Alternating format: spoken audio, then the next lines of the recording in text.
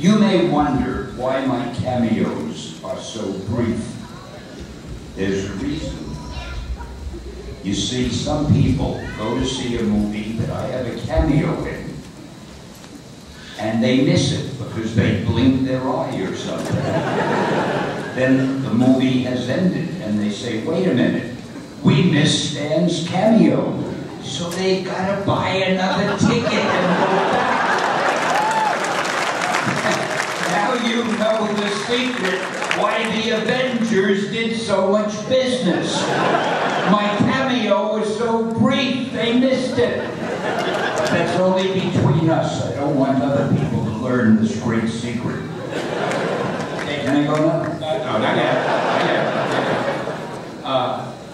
What we like to do is, of course, have you guys ask Stan questions because we know you have a lot. Why does it always have to be asking me questions? Why am I always on the hot seat? Can't we just have a nice conversation? You want to just have a Sure, just talk like people do. You know, how have you been? How's the family? How was your lunch today? I think part How was your lunch today? I haven't seen her from 2,000 miles away. What a question. How would I know? Okay. I can see why we ask questions. Just take questions of the audience. We're not good talking. No. When we talk to each other in the back, you don't want to hear that. It's not nice. No. I think we have a microphone set up. Is that what you guys are there? So each side. So we're going to go right and left, your left and my right, or whatever. I'm going to ask you to speak loudly because where we're sitting, we can hardly hear anything. So I'm going to repeat the question sometimes to Stan, just so you know. Okay? So let's start with the first one. Hello, Mr. Lee. I just wanted to ask, what gave you the idea of creating the Avengers?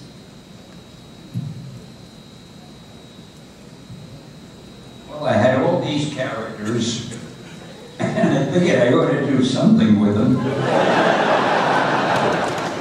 And I can't remember it that clearly, but I had been writing the Hulk, and I was writing Iron Man and all the others, and unlike our competition, I won't mention their name, all of our characters sort of lived in the same place. I mean, and they lived in New York. They didn't live in Gotham City, Metropolis. I couldn't find it. I wanted to visit Metropolis once. There ain't no such place. They lived in New York, and I figured, well, if they all lived there, they'll run into each other sooner or later, and I wrote little stories where in the Fantastic Four, Spider-Man appeared and so forth. And then I guess one day I must have figured, why not bring a lot of them together? I think also, no, Colonel Fury came later. It's hard to remember the order of these things. The greatest thing is that S.H.I.E.L.D. is part of it now. I love S.H.I.E.L.D. Does anybody know what S.H.I.E.L.D. stands for? S-H-I-E-L-D. Tell us. Strategic Homeland Intervention Enforcement Logistic Division. Yeah. Well, the reason I asked, I couldn't hear it clearly, but I think they've changed it from when I had it. When I created S.H.I.E.L.D., it stood for, let's see if I can remember, Supreme Headquarters International Law Enforcement Division. And I think they probably got a better thing now. I had to make mine up very quickly because we had a fast deadline. But anyway, I figured we'd get these guys all together and let them go fight people. So that's how the Avengers were born. Now, don't you go around telling, if you're interviewed by any reporters, don't make it sound that simple. Oh, Stan figured he'd let them go fight people, that was it. I mean, when you talk to the press, you say things like, Stan spent hours and days and weeks thinking. Next question, right there. Hello, Mr. Lee. According to my 1990 Marvel Universe trading card, your first appearance was in Captain America Comics #3 in 1941. What did it take to get a job at Marvel Comics in 1941, and what does it take today? What did I think of my job in 1941? What did it take to get your job? Or what did it take to get the job? See, I have this hearing problem. I can hear okay, but somehow when they use these damn mics, it all sounds muffled to me. Anyway, What it took, I guess, was the fact that nobody else wanted the job. I'll give it to you very briefly. I was about 17, and I had had a lot of other jobs. I was an office boy, I had been a theater usher, I wrote advertising copy for a hospital. I never knew why I was advertising the hospital. Was I supposed to be trying to hope people would get sick? I didn't know what I was supposed to be doing. Anyway, I was out of a job at the moment, and I heard there was a position open at a company called Magazine Management Company. Now, they published a lot of magazines, men's magazines, pulp magazines of different types, a crossword puzzle magazine, and some comic books. I didn't know what the job was for, but an assistant was needed, so I applied. I must have been the only guy who applied because I got hired. And then I found out it was for the comic book department. Now, the department consisted of Joe Simon and Jack Kirby, and a guy named David Goodman, who was the publisher's brother, and I never knew what David did in all the years I worked there. He walked around with a ruler, and he would measure pages to make sure that they were the right size. That was all. Anyway. So I was working for Joe Simon and Jack Kirby, and I had some very sophisticated things to do. I filled their inkwells. See, in those days, they used ink. You dip your pen in ink and you brush in ink. I would go down and get them their sandwiches for lunch and run any errands, and I also did proofreading. And again, when the pages were drawn in pencil, they were later inked over by an inker. But somebody had to erase the page to make sure that all the pencil lines were gone. I was one of the best erasers you would ever have. And man, if there could be a career erasing, I'd have been at the top of the heap. So anyway, I erased pages, and that's what I did. And while I'm sitting here talking, I'm just thinking to myself, because very often you can say one thing and you can think of another. So while I'm expanding so beautifully on what I'm talking about, I'm thinking to myself, what the hell was the question? Did I answer or did I forget? Okay. All right, are you satisfied, Mr. Questionnaire? Very satisfied. Okay. Thank you. Thank you.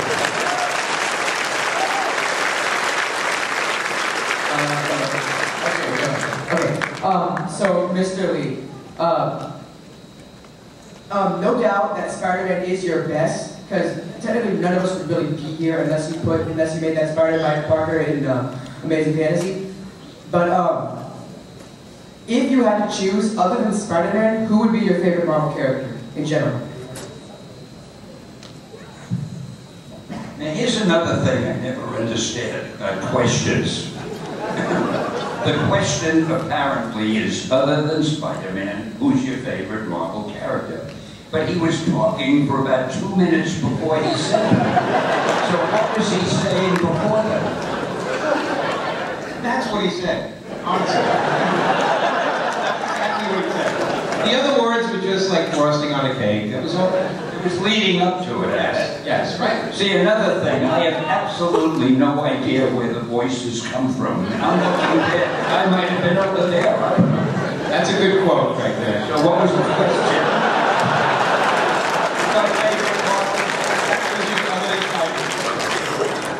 Well, who told you Spider-Man was? Well, I would just figure, because, you know. That's okay. No, you're not on the seat. It's all right. I really love them all. In fact, when I was writing them, whichever one I was writing them at the moment, that was my favorite. Because I used to act them all out, you know. When I wrote Thor, I would say, so be it. You know, and I try to talk like a Norse god would talk, because I'm very familiar with how Norse gods talk. And when I was writing that was strange, I'd say things like, by the hoary hosts of Kluger, what's happening? And I got into it, so I loved all the characters. I loved talking like the Thing, too. Those damn Yankee gangs are killing And I never talked like the Invisible Girl. I left that to other people. The question was, no, I don't really have any favorite character. If I was smart, I would just pick the one that sells the best and say that's my favorite. And then you'd all say he's pretty clever. That's good answer. All right, next one up here. What encouraged you to make Spider-Man? Greed. If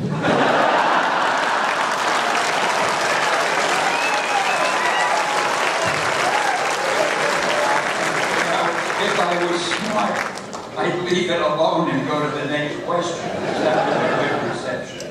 But I'll just add a little bit more, and you'll be wishing I had left it alone. What happened was, I had already written the Fantastic Four, and I don't remember the order of them, maybe the Hulk and the X-Men. And I needed something else, because I had a greedy publisher. He felt we were on a roll, and he said, come on, give me some more characters. So I came to him one day, and I said, I've got this idea. I think it's great. It's a guy called Spider-Man, and he's a teenager, and he has a lot of problems, personal problems. So my publisher, his name was Martin. Martin looked at me like I was from another planet. He said,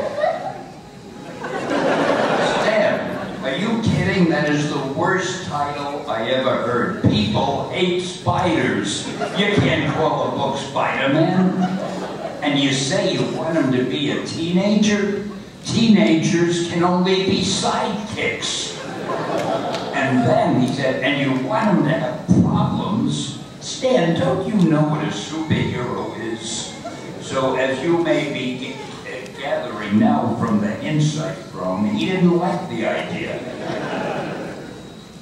So a few months later, we were publishing a magazine that wasn't selling, and we decided to drop it, and we were going to put the last issue out. When you put out the last issue of a magazine, nobody cares what you put in it. It's the last issue. It's not going to sell anyway. So just to get it out of my system, I put Spider-Man in the last issue of, what was the name of it? Amazing Fantasy, yeah. And it sold like crazy. So when the sales figures came in, Martin called me into his office, and I swear this is what he said. Hey Stan, you remember that idea of yours about Spider-Man that we liked so much? Why don't we do a series? And that's how Spidey was born.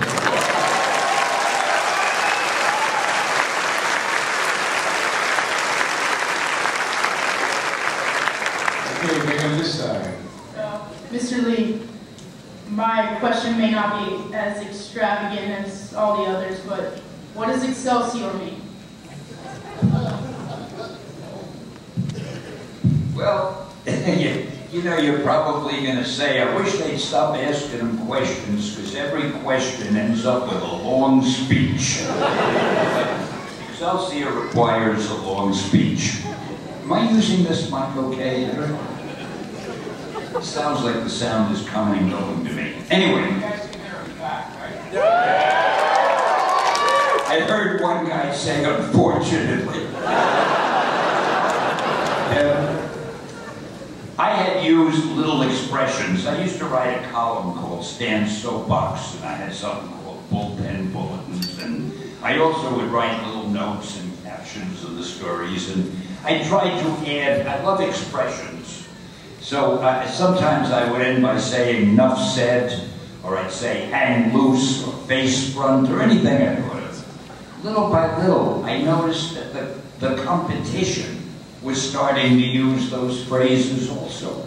I didn't like that. So I thought if I could only find something that I could say that they wouldn't use, because A, they wouldn't know what it meant, and B, they wouldn't know how to spell it.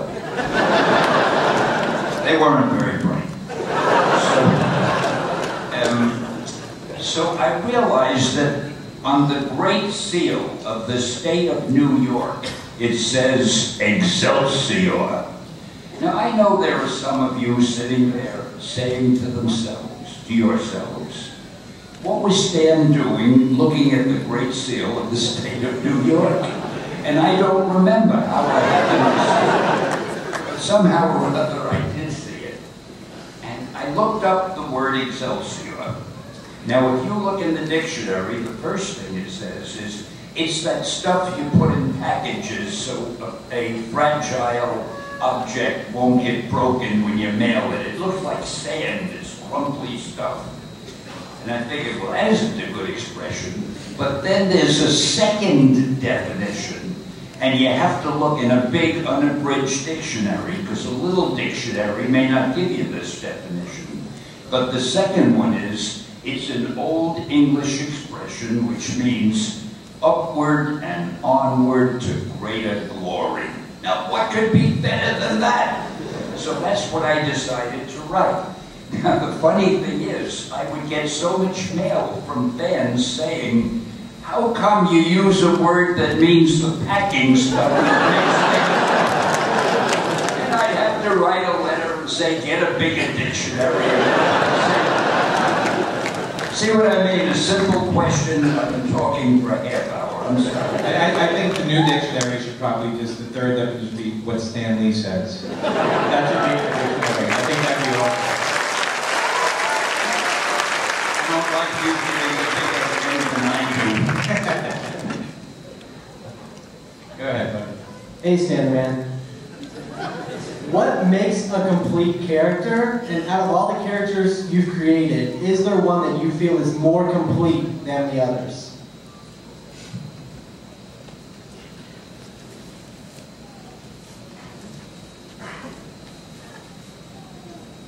Well, I'm not sure I know what you mean. By complete, you mean a fully fleshed out character that everybody understands? Yes. Can relate to? Well, I'd like to think that every character I ever wrote was complete. Maybe, you know, I don't know, you could argue about that, I guess, for years. I really do think a lot of them are complete. I was going to say Iron Man, Tony Stark, to me, the way I wrote him was complete, but then I thought Reed Richards was, and I think Spider-Man is, and I love Daredevil. I thought he was pretty complete when I was writing him. Doctor Strange couldn't get completer than Doctor Strange. Irving Forbush, hey. A lot of you don't know Irving Forbush, I'm sorry about that. No, I don't really know how to answer that.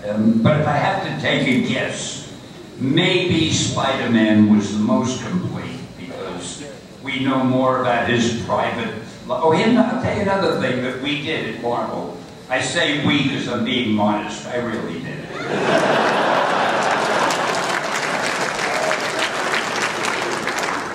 When I wrote the stories, I don't know if any of you noticed, I don't know if you noticed, Jimmy, I used a lot of thought balloons, more than anybody has ever used in comics. And the reason I use thought balloons, because if you can get to know what a person is thinking, you know that person pretty well. See, in most comics, it was all dialogue balloons. Oh, there's a bad guy. I'm a good guy. I better try to beat up the bad guy. You know, dialogue. But with me, there would be a thought balloon. Uh-oh, if I try to fight him, I may get hurt. So maybe I'll pretend I didn't see him. See, and he'd be thinking that. So you get to know the guy is a coward. So by a you can learn about people. So anyway, that's why I use thought balloons, and that's why I think all of our characters were pretty complete, because we knew what they were thinking. How's that? That's great. Perfect. I got a question for you. Mary Jane, Gwen Stacy, Peter Parker, was that based on like when you were a young man and you had to choose between two women? Was that like, you know, from experience? That kind of stuff? When I was a young man, I was not lucky enough to know either of Gwen Stacy or Mary Jane. I knew some girls, but they were not Gwen Stacy or Mary Jane. Very few teenagers have known a Gwen Stacy or a Mary Jane. Tell you a funny thing about that, though. Originally, I came up with Gwen Stacy. And John Romita and I worked on her, and we tried to make her he drew her as beautiful as you could make a girl, and I tried to write her as though she's the nicest girl. I wanted Peter to fall in love with her, and eventually they'd get married. Then we introduced Mary Jane, and it was as though she was a real living person. We couldn't stop her from being the one with the most personality, because Gwen Stacy, I just tried to make a lovely, wholesome, pure, wonderful girl.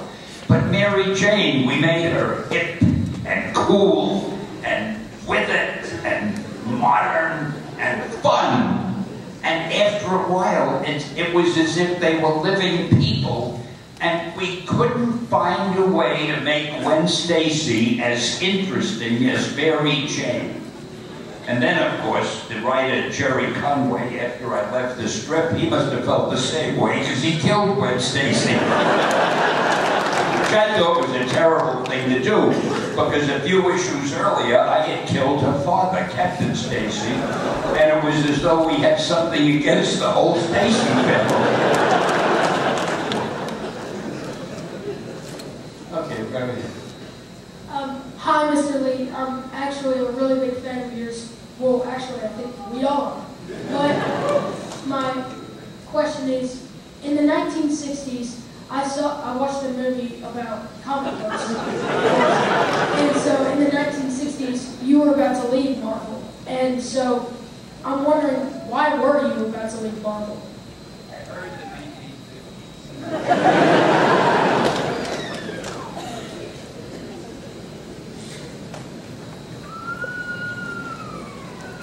Well, now let's be specific. Do you want to know why I was about to leave Marvel, or do you want to know why I didn't? Because I'm a very specific person. Or do you want to know both? Which I think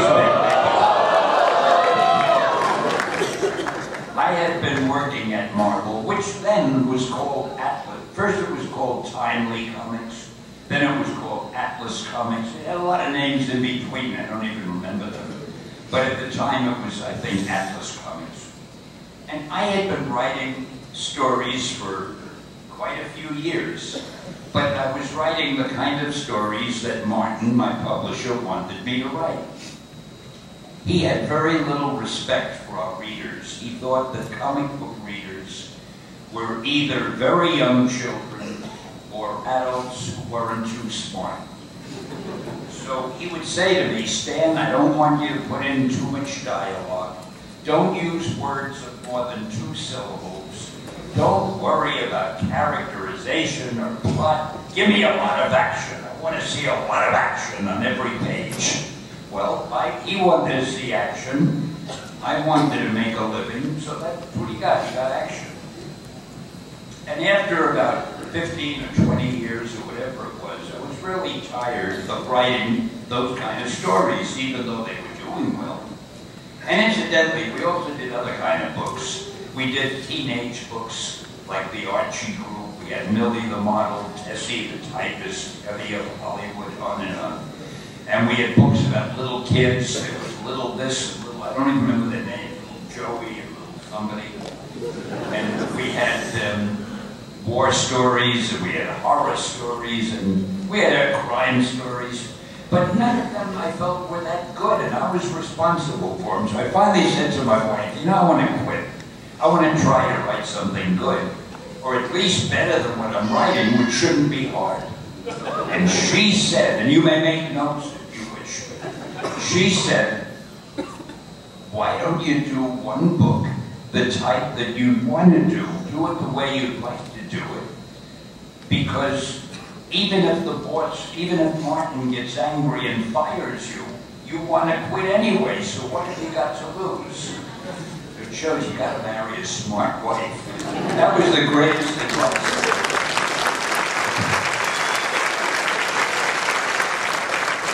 So that's when I figured, the hell with it. And coincidentally, Martin said to me at that time, you know, DC Comics, well, they were called National Comics at the Well, I'll tell you a story about that later. Said DC Comics has a book called The Justice League, and it's selling pretty well. It's a bunch of superheroes. Why don't you do some superheroes, and maybe we'll sell as well as the Justice League? So I figured, fine, I'm going to do that, but I'm going to do the kind that I want to do. So I did the Fantastic Four, and I didn't give them secret identities, and I didn't give them costumes and masks. And I had them live, as I told you, in New York, not Gotham City. And I tried to write it the way I thought the superhero script should be written. Luckily, it caught on, and that's why I didn't quit, because then we did other books and other books. And now, I said I would tell you about DC and the name. I shouldn't talk about DC, because they're lovely people. But in those days, they weren't as smart as we were. Let me put it that way. After the Fantastic Four and Spider-Man and the others sold well, I said to Martin, let's change the name of our company, because at that time we were Atlas. I said, let's get a name that we can really promote, a name that means something to the readers. And I remembered the very first magazine he ever had was called Marvel Mystery Comics, I think. I said, let's call our books Marvel Comics. And he said, fine, and he went off to play golf. But then he wasn't that interested. So I changed the name to Marvel, and as you know, we did pretty well. We started out selling National. So some genius at National said, hey, Stan Lee changed the name to Marvel, let's change our name. So I didn't know there were companies like this, but apparently they hired a company to come up with a name for them. And they paid this company money because they were name experts. And what name did they come up with? DC Comics. We were Marvel, and they were DC. What the hell can you do with DC when you want to promote something or inspire the readers? DC Comics. So, I don't want to sound like I'm knocking DC, they're all my best friends, but that was not the best choice of a name, I think. Next question.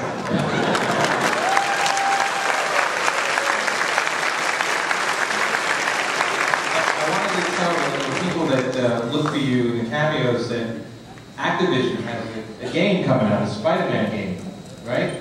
And aren't you in that? You do something in that game? Yeah, why should I not be in that? Yeah, Activision has this new game, and I am a playable character.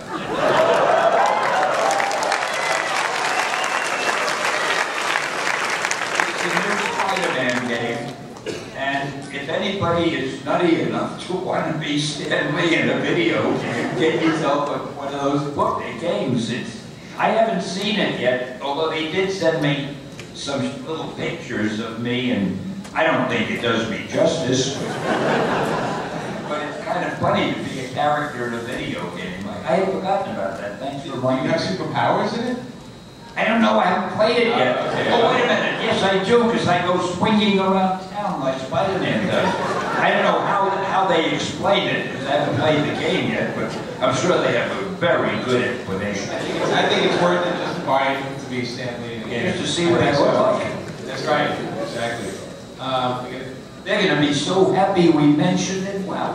Okay, question over there? Anybody? Fall asleep? I have a question for you.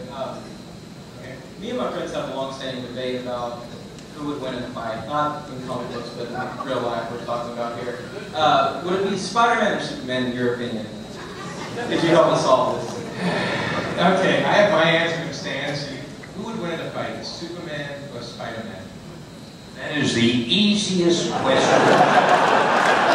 But the answer may not be what you expect. You know what?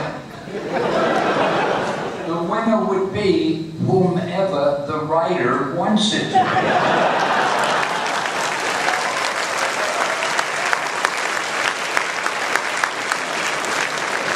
feel I have to answer these things truthfully. That's right. Okay, we've done it. How did you learn about to write comics? One more time. How did you want to write? How did you learn to write comics? I don't need any more competition. I don't know. I guess the way you learn to do anything, first you have to read a lot of comics and see how they're written. What is the particular style? Why is a comic book different than a television show or a movie or a novel? And once you're familiar with comics, and once you think you know what makes a good comic or a bad comic, then you try writing them. But like anything else, you have to do a little studying first. You have to know comics. And the only way to know them is to read them. And of course, reading Marvel is the best. This sort of help us out.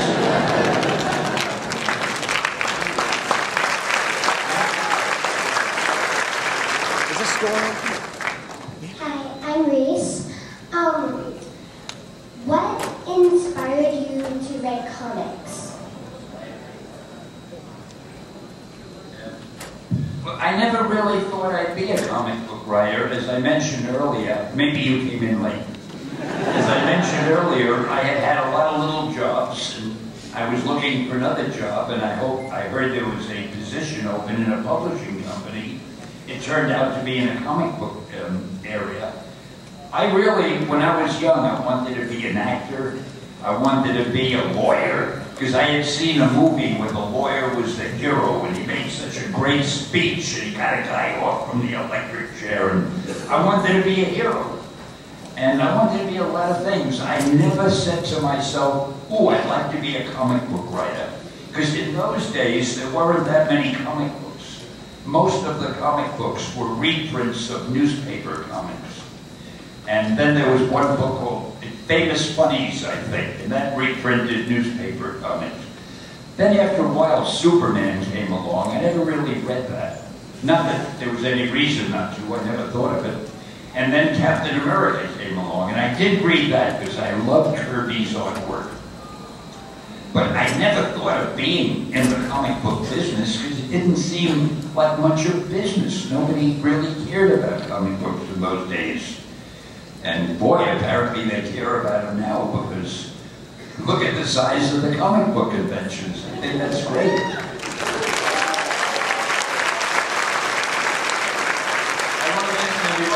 Just a couple of things that, if you can't get enough of Stan, which we know you guys can't get enough of him, I want to recommend you go to www.therealstanlee.com. Check it out. Hope you're all making notes. Yes, make a note. Also, Stan is on Twitter, and he actually does throw out his wisdom every once in a while. It's a lot of fun. If anybody's following it, they understand how much fun Stan is on Twitter, but Stan is at @TheRealStanLee. That's the name on Twitter. Join, follow Stan, and listen to his madness. And I'm telling you, it's a great, fun time. I write stuff to you sometimes too, but under other names so you don't know it's me.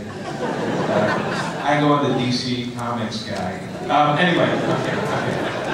And the last thing I just want to recommend is we have www.youtube.com. It's the World of Heroes. And you can subscribe to it, and it's more Stan. It's just a lot of Stan, but you know, he wishes he could be everywhere. In the digital world, you are. You're out there for everybody. So I just wanted to mention these things. We're going to have two more questions. We're going to take right on this side, right? What's the greatest advice you've ever been given?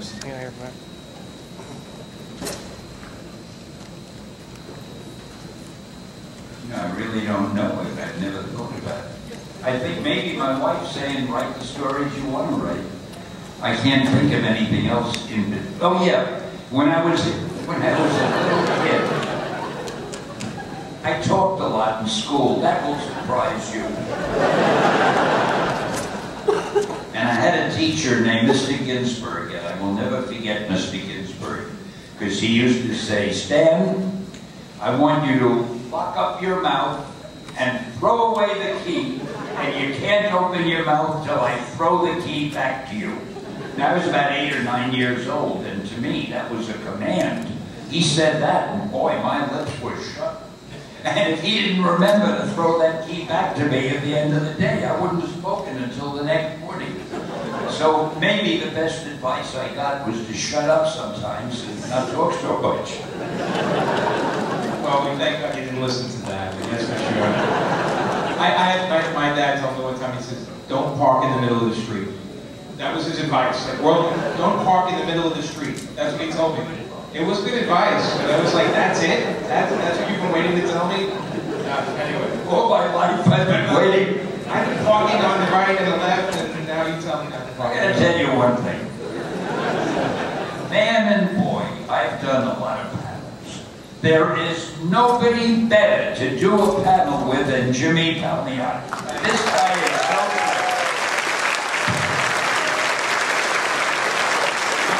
I'm here with the man, so I'm so happy to be here, as you know.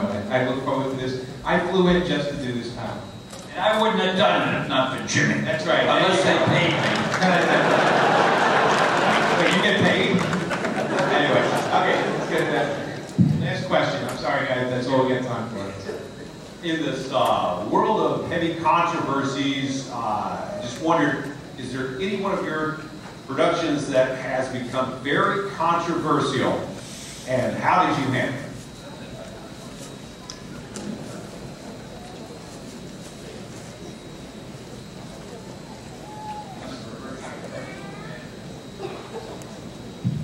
Well, luckily, if we're talking about movie productions, they could be controversial, but I let the people producing the movie worry about it, so I'm out of it.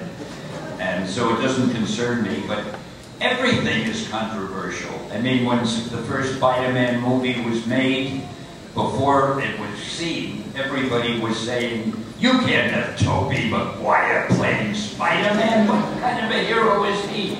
So there was big controversy. Of course, everybody loved it after he was in it. And there's been controversy about the Fantastic Four and the Hulk. And there are always people who say, you shouldn't have done that, you should. Probably the only two that haven't had any controversy are Iron Man and the Avengers. Those two people seem to love them. But controversy is really a great thing. When you're in the field of entertainment, you want people to talk about you. You want people to talk about what you do. So a little controversy, or even what, that's great, because people are... The worst thing in the world is to write a story, do a television show, do a movie, anything like that, and have nobody talk about it. You're dead. You want controversy. So thank you for bringing that up, whoever you are in this vast panel of darkness.